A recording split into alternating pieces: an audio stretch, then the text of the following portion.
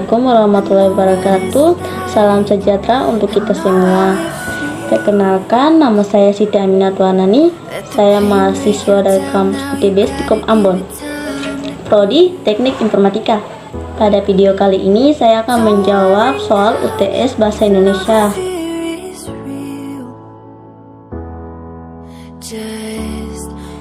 Menurut saya, kita harus menggunakan bahasa Indonesia yang baik dan benar sesuai dengan kaidah-kaidahnya, dan kita juga harus lebih mengutamakan bahasa Indonesia daripada bahasa asing, karena pada zaman sekarang ini warga negara Indonesia lebih banyak belajar tentang bahasa asing daripada bahasa Indonesia. Serta kita sebagai generasi muda bangsa juga harus memperkenalkan bahasa Indonesia sebagai bahasa nasional kita di kencang dunia.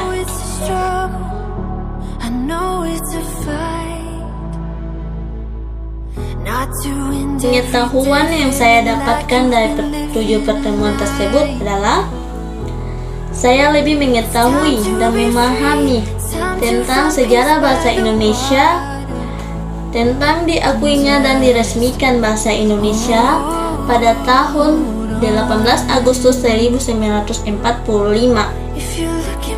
Ragam bahasa Indonesia, cara penulisan yang baik dan benar, penggunaan tanda baca yang benar, cara membedakan mana berita hoax dan yang bukan, dan yang terakhir yaitu cara menulis surat lamaran kerja dan CV yang benar.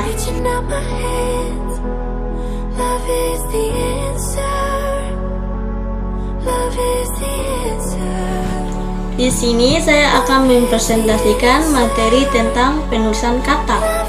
Pada penulisan kata dibagi menjadi 6 bagian, yaitu 1. Bentuk ulang.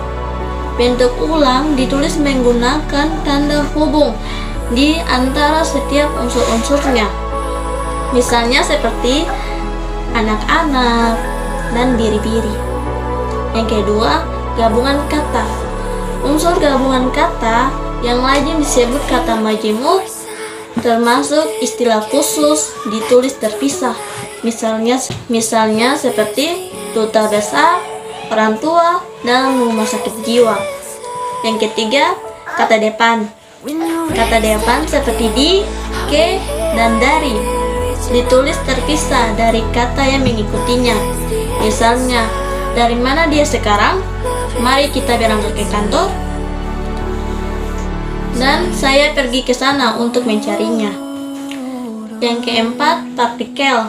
Partikel lah, ka, dan ta ditulis serangkai dengan kata yang mendahulunya.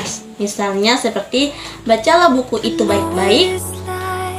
Apakah yang tersirat dalam surat tersebut? Apakah yang tersirat dalam surat itu? Yang kelima, singkatan dan akronim. Singkatan terdiri dari 3, yaitu 1. Singkatan nama orang, gelar, sapaan, jabatan, atau pangkat yang diikuti dengan tanda titik pada setiap unsur singkatan itu.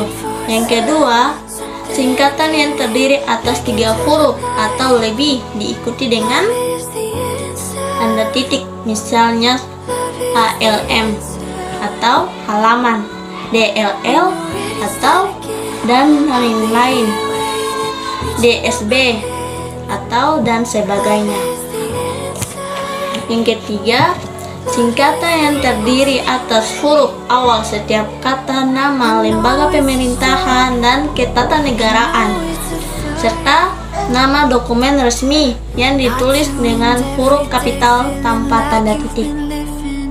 Misalnya seperti NKRI atau Negara Kesatuan Republik Indonesia, UI, Universitas Indonesia.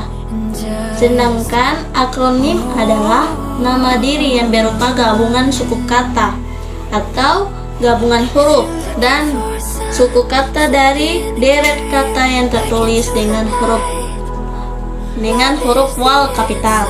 Misalnya seperti Malteng, Maluku Tengah, Malut, Maluku Utara.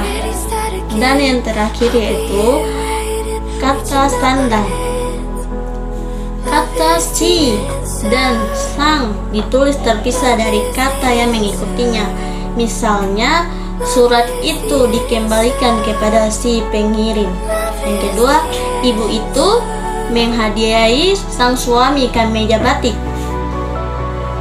Perbedaan kata si dan sang yang saya ketahui yaitu kata si digunakan untuk orang yang tidak kita kenal atau yang tidak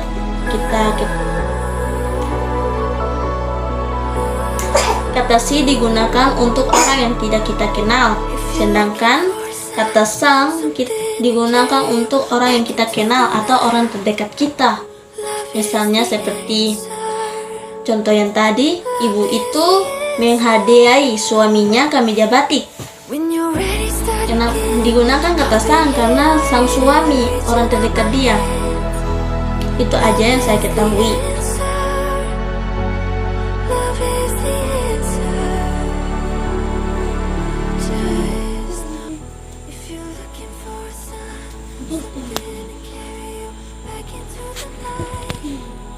Alto pala pila kita usah Pela ay.